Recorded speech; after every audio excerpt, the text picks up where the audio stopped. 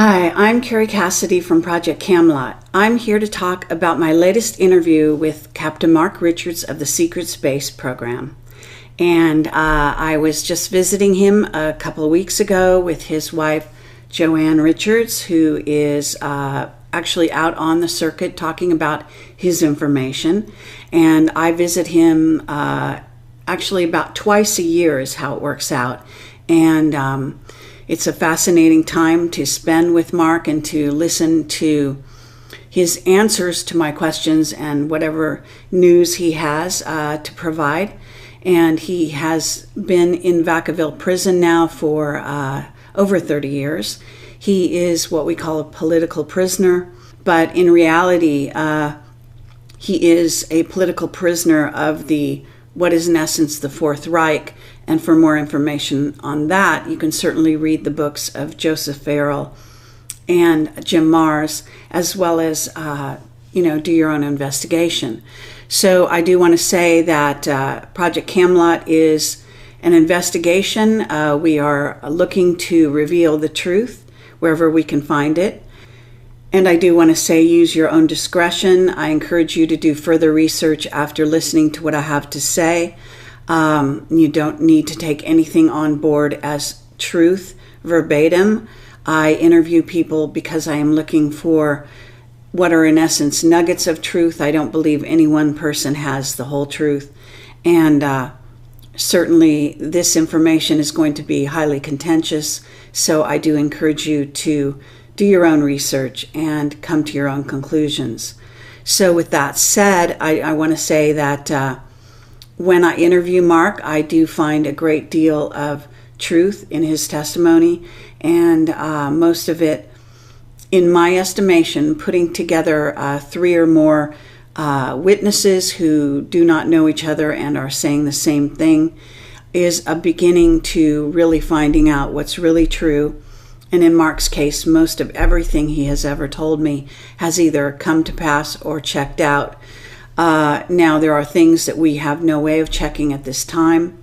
I have other corroborating testimony across the Camelot information, and I have been now doing this for 11 years. So I've got over, nearly 600 video interviews, and I have radio shows as well, interviews with people around the world, including whistleblowers from above top secret, which is how we started out and our specialty, so to speak. So in these interviews, I am not allowed to do any recordings. I have I can't film it, can't bring in a camera, and I'm normally only allowed a small pencil. In this case, I had a security guard who actually gave me a pen, and that allowed me to take much better notes than usual. I will say that this session was shorter than usual. Normally I have around 4 hours with him. This is my 6th interview with him.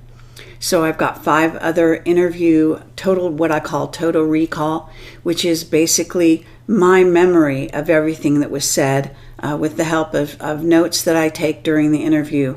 And what I'm doing here is communicating with you, the audience, to share what we talk about and what he has to say. So to the best of my ability, this is actually what I take away from those meetings. So I also want to say that when I first met with Mark this time, we talked about prison business, as I call it, basically talking about what's going on with Mark, what's going on with the prison, the fact that there have been 2 prison deaths right before I arrived, and that they were possibly, he feels, to do with some moves that are going to happen. They may have been suicides or happened in another way. I don't know the whole details about those deaths. I can tell you that Mark is being moved to a lower security facility that's still on the same Vacaville site in the near future. And he said that he and several older men will be moved over there.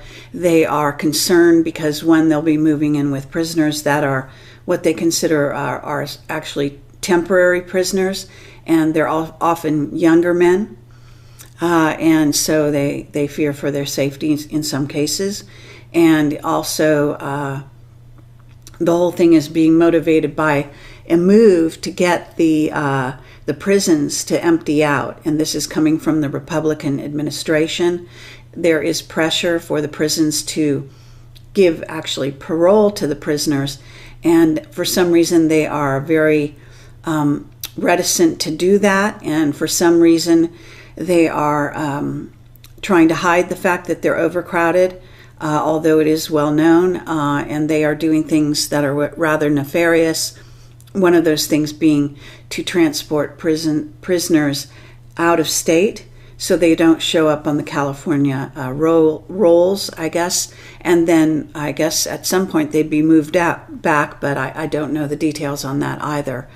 So we did talk about that briefly, and the men are very concerned, the ones moving into the low security area, because they won't be able to bring their typewriters and other personal belongings and so on that they've accrued over the years. So this is a matter of great concern to them. At this point, I'll get into the actual details of what we talked about. In the beginning, we talked about Jack Sarfati. Jack Sarfati is a physicist, quite well known. He has a website called stardrive.org, I believe it is, and you can look him up on the internet to get more details about Jack.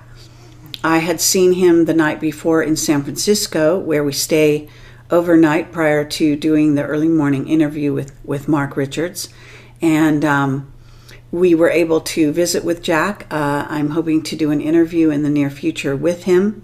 He has agreed, and it is dependent on us being in the same city at the same time. He goes between England and the U.S. as I do at this time. He has a partner in England, so we're going to try to arrange that in the near future, either here, possibly in Los Angeles, or up in San Francisco, or, as I say, in England. So it was interesting talking to Mark about Jack Sarfati. I can tell you that Jack, when I brought up Mark's name, was familiar with Mark Richards, and apparently his story, he did refer to Mark. He voluntarily said that he felt that Mark was a political prisoner, and which indeed he is. And I also told him about the neutron star energy, which Mark says is the most advanced technology that we have, and this is used to power spacecraft when they go interdimensional. And what Jack's question to Mark was, then how do the spacecraft get in the vicinity of the neutron star to begin with? And what Mark said is that they can use almost any technology to get out to a certain place in space, where they then jump to the vicinity of the neutron star, bending space-time, in essence, going through what he calls a dimensional slide or gateway. And then once they're in the vicinity of the neutron star, they are accessing the energy by way of something he called RAM scooping, or sucking up the neutrons. So that was his answer.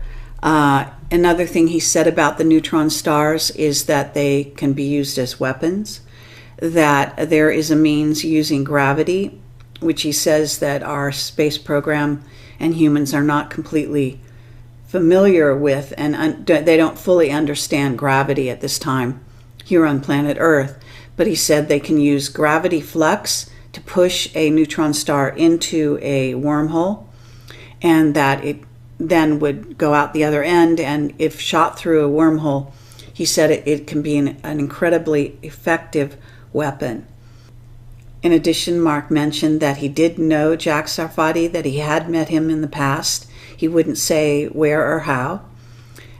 He did say that he has a family member that is involved somehow with some family member associated with Jack Sarfati. So I can say that it's quite interesting that the two do know each other. One thing that Mark Richards wanted me to convey to Jack is that he feels that he is not fully read in at this time, that it's important that he try to find out more about what's really going on.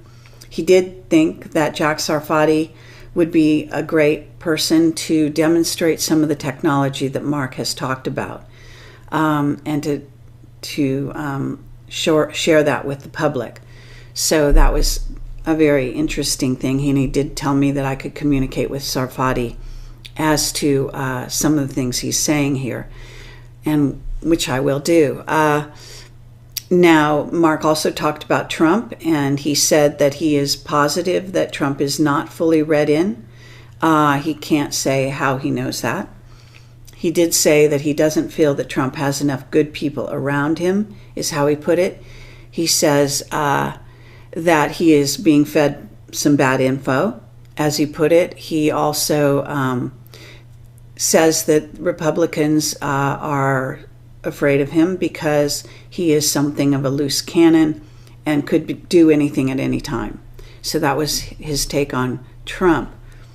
I then asked him about what he thought about Putin, because I've had many people on the alternative sector often refer to Putin as being somebody who is, in theory, in contact with some Nordic beings, supposedly working in a positive way on the planet at this time.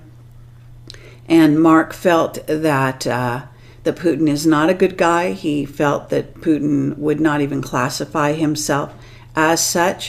Putin is motivated to work on behalf of Russia and himself, and that he is not out to help humanity in Mark's view. He says he is being manipulated by the reptoids. He said that Putin is not a reptilian, however, and he also wanted to say, in all fairness, that both the U.S. and Russia are being manipulated to try to keep them apart, and also to try to keep them from going into space. So that there is sabotage that is happening, basically by the reptoids, to, as this actually gets back to William Tompkins' information, and seems to be corroborating that, basically saying that our space programs are being sabotaged at times in order to keep us out of space. And Mark also said that Trump, in terms of the Russia-Trump association, that Trump's attitude towards Russia is more of that of a businessman. He says it stems from the 1990s when Trump was dealing with Russia as a businessman, and he was interested in keeping things friendly and in order to make and facilitate business. So there is as I say, a big push to keep us out of space and to keep Russia and the U.S. from getting along, in essence. Another thing we talked about is that he watches Meet the Press every Sunday. He says the show makes him angry. One of the reasons is the host. He feels he's quite obnoxious and, I guess, in essence, trying to get people off track instead of reveal the truth. And so that was kind of an interesting aside. We talked about this new solar system. I believe it's called TRAPPIST-1. It's announced by NASA, and Mark said that it was announced in violation of a treaty that Earth signed with those planets that are part of the TRAPPIST-1 solar system, if I understand this correctly. He said it was 40 million light years away, that it has 9 planets circulating around a red dwarf. From what I understand, there are 3 planets with life forms on there. And he said that we were not supposed to reveal the whereabouts of that solar system, and that we have now aggravated those particular beings. He said by breaking that treaty, he would not tell me what the beings were like. He would not describe them for some reason. He said that those beings do not consider us enemies, but instead actually sort of consider us neither friends nor enemies, that they relate to Earth similar to the way India relates to the U.S. And so that was his analogy. And I asked him, when he talks about how another planetary system would relate to the Earth, and when they say, Earth, are they talking about, humanity in general, or what? And he said that they are actually talking about humans, the secret space program, the United Nations, governments, and our allies, which has to do with the Raptors, the Nordics, various Nordic races we are working with, as well as the reptoids and the ant beings. So he said that we are viewed as sort of a conglomeration of these elements when other races are dealing with us from our planet. So that's very interesting. Antarctica, we talked about Antarctica. He is aware of what's going on with Antarctica, and John Kerry's visit, Buzz Aldrin's visit.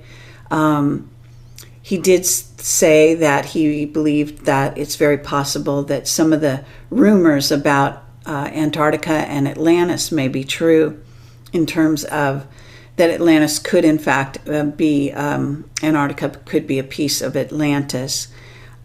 He says, though, that many people, when dealing with Antarctica and viewing it, are seeing really in reality into another dimension. It could be Earth 2 or 3 or 4 is how he put it. He said there are tons of remnants that are left behind, I guess throughout history, on Antarctica. He talked about this mountainside that is basically a portal into Antarctica and into these other dimensions. He said that John Kerry has dealt with a lot of information over the years, and that he uses his information as leverage to get him access to certain things and places, and things that he would like to have access to. So he also talked about, we talked about the possibility that there may be some new races showing up in Antarctica, and he wouldn't answer that question, but he said he would give an example of where a new race might be showing up, what they might be like if there was such a race. He said, for example, there could be these energy beings that are friendly towards us, but that are also, without knowing it, detrimental to us, because they may spit acid that then dissolves human skin. So he said, there are issues of that nature going on when we're dealing with other races. And he also said that Antarctica has become a kind of a preferred meeting place for meeting with other races, partially because of the surveillance, the pervasive surveillance around the globe at this time. And my interpretation of that is that he's not just talking about human surveillance, he's also talking about artificial intelligence, not only ours, but that the artificial intelligence belonging to various ET races. So, for example, if our government wanted to if our government wanted to meet with a certain ET race in private and not let other ET races they're meeting with them, then Antarctica has become a select meeting place in that regard. So that's how I would interpret that. And we then talked about Atlanta. He said that there was in the news, and this was reported in the news, that there was a piece of freeway that had caught fire that I guess fell down or dissolved, and that a homeless man was being blamed for this, and that in reality this is what he called a chemical weapon, or a biotech weapon that basically the government was using to experiment with. He said it's along the lines, if I understood correctly, of what he called Agent Yellow or Agent Red, like Agent Orange. It could be a biohazardous material or bioweapon gone wrong, and or you could see it as a chemical warfare agent. So then we talked about Vietnam. I had, over the couple years I've been interviewing Mark, I noticed that he referred often to Vietnam as being a place where the war in Vietnam was not really what we thought it was, that there was an ET race that we were having dealings with there, and that was the main reason for the war in Vietnam. And so we talked about what is in essence an invasion that happened, and that Vietnam was not about so-called the spread of communism, that it was actually about an invading race of spider beings who originally came to our planet in Angkor Wat. And Angkor Wat is an area of Cambodia that has these really amazing temples and structures. Those are still standing, but the humans that were part of that civilization, of which there were apparently over 1 million, disappeared virtually overnight, and there was no trace of them. And it's always been a mystery. And he said that what happened was these spider beings that are the size of what he says are VW bugs, those cars, basically invaded through the stargates, because there's he said, a vast system of stargates and portals in the area of Southeast Asia. And he said what they first did with the humans there is to mind control them into thinking they were out of water, when in reality they had a river that flows through the area. And then once they were weakened by that mind control and lack of water, they then came in and decimated them using a microwave weapon. And after that, they basically ate them. And so he says that this is what he was telling me, and that basically there is no trace of the humans and no trace of anything at this point that shows what really happened there. So he said that race of beings is called the Trogs, and he has mentioned this race in the past on a few other occasions, although I think this time he was specific as to the fact that they are, in essence, spider beings. He said at the time they did decimate that race of humans in, if I understood correctly, 2.5 days. So that's how long it took them. And then he said they returned through the stargates. He said during World War II, they returned through the stargates at the time when our planet and the governments and military were focused on a different part of the world, and that basically Vietnam was the resurgence of them coming back through the stargates.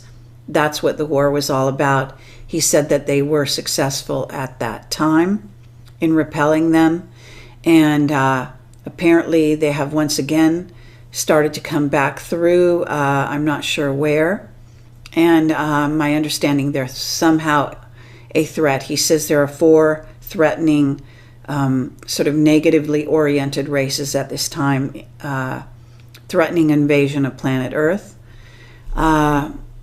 He said that the soldiers in Vietnam, in most cases, had their minds wiped. They're dealing with PTSD, but they're also dealing with memories that I guess they're trying to bring forward that basically they can't access. Actually, what he has said about Vietnam does coincide with what's going on in the Middle East as well.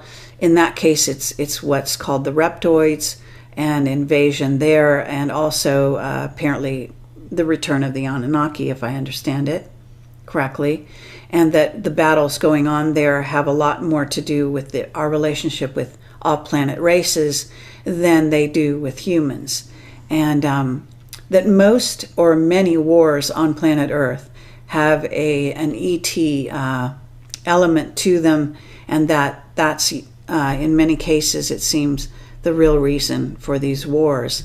We are, in essence, fighting the battles for the ETs that are related to us, and they are also coming in and participating in these wars in space and here on Earth. We talked about a book called Phenomena by Annie Jacobson, who is a journalist who has been in the mainstream doing interviews and covering the topics that I cover in Project Camelot. I was told by Jack Sarfati, for example, that she is given access, but it is not above top secret, and that she is someone that they like because she does not try to push the envelope or go outside the lines that they have drawn and the limitations that they require.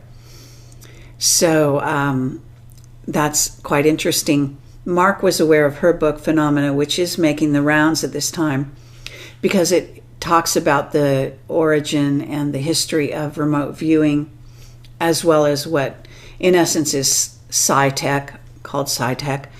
And he said that he was very involved back in the day with SRI, and he went in as a military consultant. He was 16 years old. He was trained at Letterman Hospital and tested and found to be have very high psychic abilities, and that he went into SRI. And this is, if you don't know, it's the Stanford Research Institute, and this is where Ingo Swann and Hal Puthoff and Russell Targ and others worked on the protocols for what is now known as coordinate remote viewing, and also other probably above top secret matters. So they were, so he went in as what he called was an Army Operational Commission. He said the Army gave him at the age of 16, where he wasn't legally supposed to be enlisted. This Operational Commission sounds quite a bit like something that happened to William Tompkins, actually. And in this case, Mark said he thinks they wanted to keep control of him. And so they gave him this commission. He went in, he consulted with Puthoff and others, I guess, and his reading of that was that they were quite naive and that they lacked some real awareness about what was really going on at that time. He said that Letterman Hospital was heavily involved in mind control and MK Ultra research, part of what is called Project Magic, which I think is in the public domain at this time, that much. He said that Letterman Hospital had to be destroyed. He said they basically blew the place up because it had so much residual effects of the sci-tech experiments that had been conducted in that place. So that's very interesting, and I would imagine perhaps Douglas Dietrich might have something to add to that. I want to say that the best history of remote viewing that I've come across, and I am reading, or actually have read now, Annie Jacobson's book, Phenomena. I also investigated remote viewing and have studied it myself and done it. But I can tell you that the history that was written by Ingo Swann is quite compelling, and I highly recommend it. Ingo Swann, of course, has passed on, but his website is still kept up. Now, the original site is not there, and what is now in place of it is, I guess, being kept up by someone associated with Ingo Swann or his family. The original website used to be called biomindsuperpowers.com, I believe, and if you want to look for the original website, it is probably available in what we call the Wayback Machine. But Ingo's current site may also have this very good history of remote viewing. I haven't had a chance to check in depth on that site, but I recommend that you do look for this information if you're interested in getting more information about the history of remote viewing. We also talked about the fascist beings, the race of from Aldebaran, who are also related in essence, a television show called The Event. I have mentioned it more than once in the past, and this television show can be seen on Netflix. I believe it's still available there, as well as other places. It's what you call it, I think, more or less a mini-series, and it was basically telling the story of what it appears is a true story. I've had now several corroborations, other witnesses besides Mark Richards, who are saying that the beings from Aldebaran have destroyed at least one of their planets, have come back to Earth after many years back in the time when they were helping the Nazis, and helped the Nazis with the secret space program back in World War II. They are now back, and they have been given some land in Africa, is what I was told. And they are also able to eat our food and breathe our air. They look humanoid. As to whether they actually are humanoid, I don't know. I've gotten mixed information on that score. But he says that they are one of the sort of invading races, if you want to call it that, but they are not a big problem at this time in his view. That the Trogs from Angkor Wat, the time of Angkor Wat, are returning, and they are much more of a concern to the secret space program at this time. And interestingly, I have another whistleblower who had told me about an impending invasion of some spider beings, actually quite a while ago. A person asked me to ask Mark Richards about the Orion spacecraft that are parked in orbit around the Earth and are part of our fleet. And Mark said, in answer to the question was, how do we get, do those craft land on Earth, or do they have to, take a craft up to the Orion ships? And Mark said that they do not land on Earth, and that any craft that they take can even be a rocket, a conventionally propelled rocket, and or small craft. What I extrapolate from this is gets back to what we call the Venture Star, and that was revealed in part not only on the internet, it's been out there for a while, but also by Gordon Novell in some photographs that he showed as part of my Shadow Operations pilot for True TV. That back in the day when Bill Ryan and I were working together, we did a pilot for True TV. Many people will know about it. It's called Shadow Operations, and you can watch it on my YouTube channel. Just put in the word Shadow Op, and you should be able to pull it up. Highly recommended. And there's quite a story that's associated with that, and how the CIA basically shut down that pilot going to series. Our producer and the director were fired and replaced when they didn't accept the CIA offer for them to be in charge of the show. And I witnessed that phone call, and also was sort of the go-between in connecting the CIA through Gordon Novell to our producer at that time. Then we talked briefly about the raptors. The raptors are a race of reptilians who went off planet around the time of the dinosaurs, and they have a planet that is in the Draco galaxy. They come and go to Earth, to and from Earth. They consider Earth one of their homes, and they have been our enemies in the past, but in the last 5 years or more, actually have become friendly and are working with what is in essence our Air Force. And Mark has been in touch with the raptor beings since he was a child. And all of this is told in my other 5 interviews with Mark, so I won't go into all of that. But we did briefly revisit it. He wanted to say that the raptors are currently financing more movies, and that there are some more movies coming out. These are considered to be PR efforts on behalf of the Raptors to try to change their relationship with humanity. He said the Raptors are also now showing up in what's called the T-Rex show. I guess it's a show that's being performed in various locations on the planet here, I guess specifically in California and possibly the rest of the U.S. And he said that raptors are showing up there and that children are able to pet them and to interact with them safely. So if you want to try to go to a T-Rex show, perhaps you'll end up being able to pet a raptor if this is accurate information. As part of this meeting with Mark this time, as I say, it was cut short. I'm not sure if it was the topics we were discussing or whether this was a prison-motivated reshuffling where they decided to cut short the time. So I only had about 2 hours with him in this visit. However, we did get in depth in several of these topics.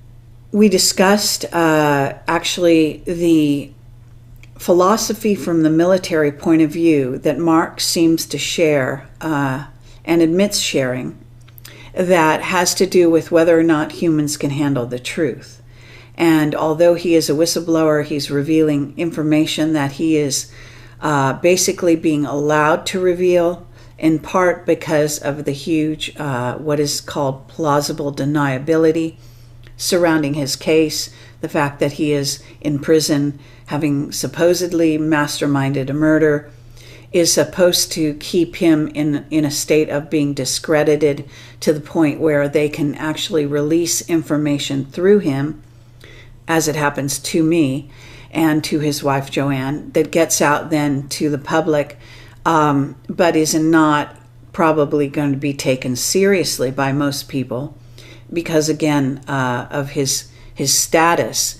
So this is a kind of vehicle that they do use, and in a certain sense, Tompkins is used in a similar way. In the case of Tompkins saying that he's an older man, that he is perhaps deluded, or that his information is so far out that no one would believe it, having to do with most of the secret space program assistance on the positive side comes through Nordic women, beautiful women who are acting as secretaries in the aerospace industry, which is sort of the crux of a lot of his data that he has. But in my view, this is entirely believable. So we talked about this notion that humans cannot handle the truth. He said from the military point of view, there's been plenty of incidents where humans have basically kind of gone crazy or lost their mind or whatever when there was an announcement of some kind and rioted, etc. And I talked about my philosophy that humans can handle the truth. And so we kind of went back and forth on that subject quite a bit. And that was quite an interesting discussion. We also talked about David Adair and his disclosures regarding the alien, artificially intelligent, what is in essence a being, a craft that is an awake and aware craft. And David has talked at length about it. Now he's gone into the public and is talking quite a bit lately. I interviewed him for 3 hours, and you're encouraged to watch my interview with him. It's a live interview via YouTube, in which he talks about his whole experience with the craft and what he did and to destroy his own fusion engine craft right after meeting with this sort of alien craft in Area 51. And this is back when he was 17 years old. Mark says that David's description of the craft sounds remarkably like Minerva, that is an artificially intelligent, fully aware being that is a craft that Mark was one of the few people who was capable of being the pilot of during the time when he was operational in the secret space program.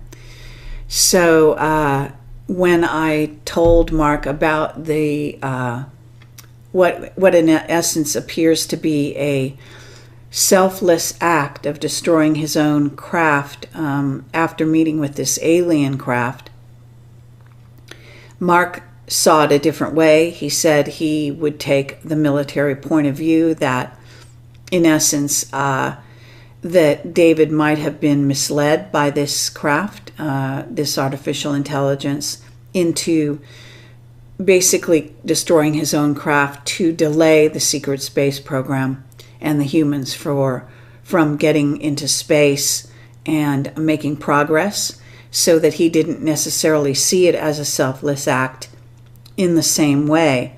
So that's a completely different take on what David did, what may have happened there in that incident. And I think it would be very interesting to share that with David, so I will in the near future. I am planning to have David Adair back on my show to talk more about his situation and his history with regard to not only the craft but other aspects of his story. Then another thing I ran by Mark, and this was more of a discussion again, and had to do with what I feel is a picture, a sort of a story being painted by the powers that be, by the, in essence, the secret space program, what is being put out for the public at this time, of a heavy emphasis on the reptilian Nazi connection in various whistleblowers that have come forward over the few years, and especially lately, of course, through William Tompkins, as well as others, and the work of Joseph Farrell, for example, as well, and basically talking about what is, in essence, a scenario being painted of a potential invasion of a negative race, and also revealing some of the power structures of what's really going on in the top of the triangle, so to speak, here on planet Earth. And so we talked about that, and Mark agreed that my assessment was probably very accurate. We talked about what is, in essence, a sort of setup. It's, if you will, a kind of a Project Bluebeam view of things, but it's actually an accurate one that has to do with not a fake alien invasion, but a real one, and one that has actually happened multiple times throughout our history. And you can also look at the work of Ashiana Dean for more about this, but that it is also something going on now and in the near future that humans may become aware of, and that it may be sold in part by one side of the secret space program that's interested in putting out something which is, in essence, a fake alien invasion, and the other side wanting to put out what is, in essence, a real alien invasion. So in a certain sense, they have a kind of they're at a draw or a stalemate, because in essence, there are two sides to the secret space program.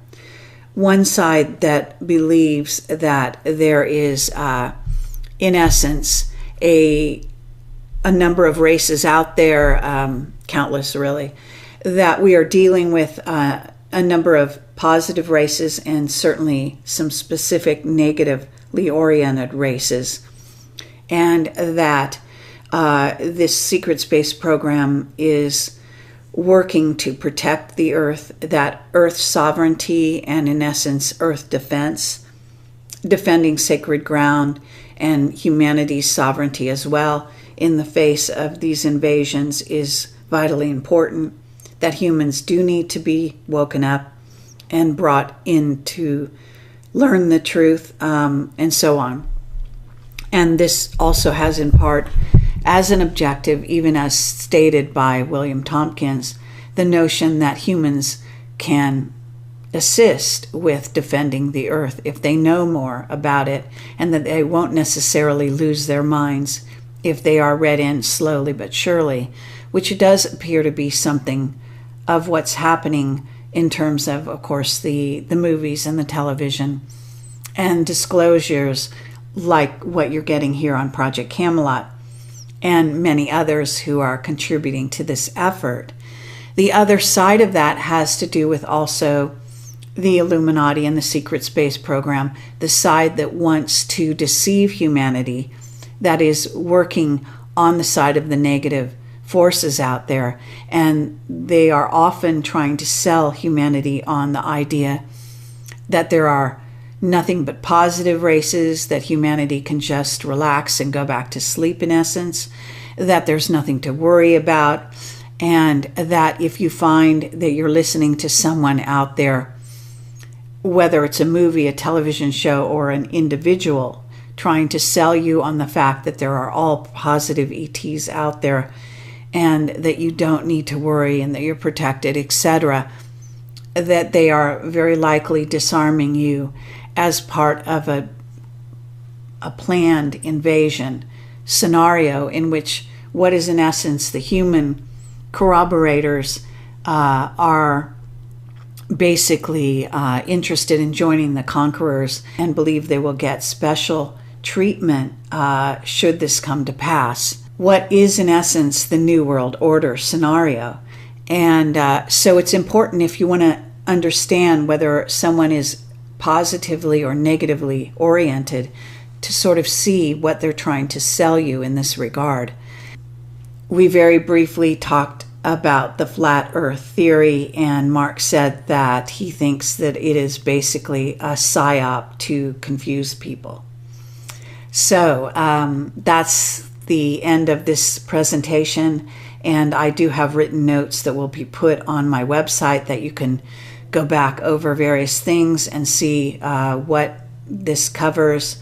And thanks for watching, and use your own discernment. My mission in Camelot as an investigative journalist and documentary filmmaker is to give you testimony, to bring the testimony forward of individuals that I feel have nuggets of truth and that are talking about elements of truth that it's important that humanity become aware of. It does not mean, however, that I believe everything I am told by my various witnesses. I am an investigator, and I continue to keep an open mind. And I do think that that is of paramount importance when dealing with everything on planet Earth, that nothing is as simple as it may appear. And I do believe that conspiracies are common. Conspiracies of one or more persons getting together to deceive or to do a nefarious act or a diabolical act against another section of humanity. This is happening every day all over the planet. So it's all about how you look at things, and it's very important to stay open and to stay discerning. So thanks for watching, and take care. Good night.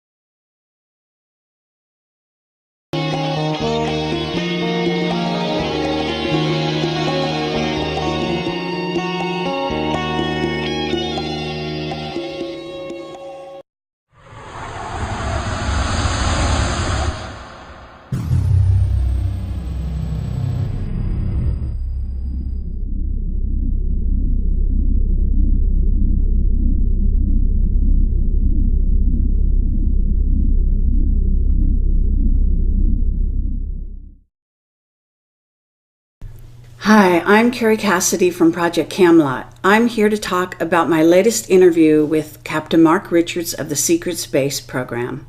And I was just visiting him a couple of weeks ago with his wife, Joanne Richards, who is actually out on the circuit talking about his information. And I visit him actually about twice a year is how it works out.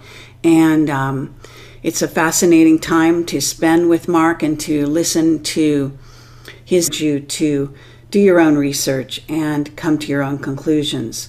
So with that said, I want to say that when I interview Mark, I do find a great deal of truth in his testimony, and most of it, in my estimation, putting together 3 or more witnesses who do not know each other and are saying the same thing, is a beginning to really finding out what's really true.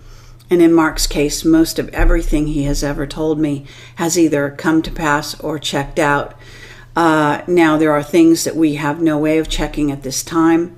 I have other corroborating testimony across the Camelot information, and I have been now doing this for 11 years. So I've got over, nearly 600 video interviews, and I have radio shows as well, interviews with people around the world, including whistleblowers from above top secret, which is how we started out and our specialty, so to speak. So in answers to my questions and whatever news he has to provide, and he has been in Vacaville Prison now for over 30 years. He is what we call a political prisoner, but in reality, he is a political prisoner of what is in essence the Fourth Reich. And for more information on that, you can certainly read the books of Joseph Farrell and Jim Mars, as well as do your own investigation. So I do want to say that Project Camelot is an investigation. We are looking to reveal the truth wherever we can find it. And I do want to say, use your own discretion. I encourage you to do further research after listening to what I have to say. You don't need to take anything on board as truth verbatim.